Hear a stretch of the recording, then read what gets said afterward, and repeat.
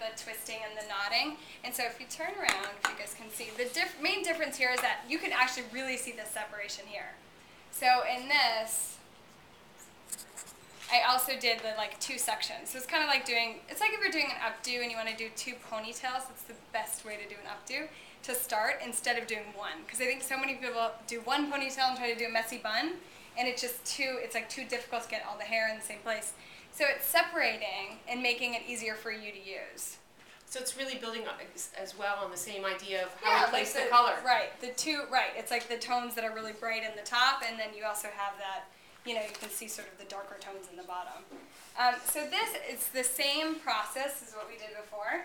I just went through and we actually just sectioned out, so it's sort of creating like her natural side part, and then bringing this all back into one.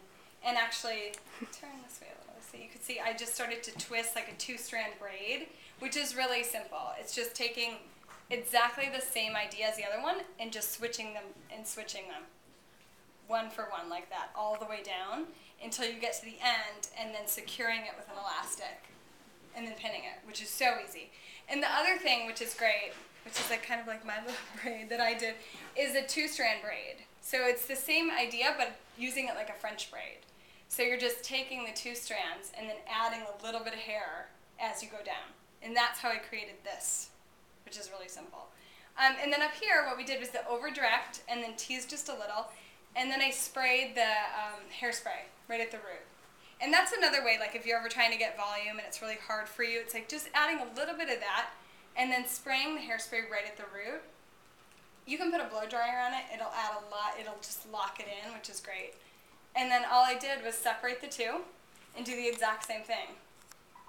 I just tied it in this little knot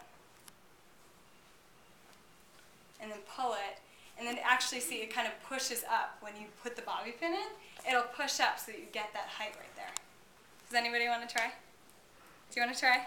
Oh. Want me to take a video of you while you're trying?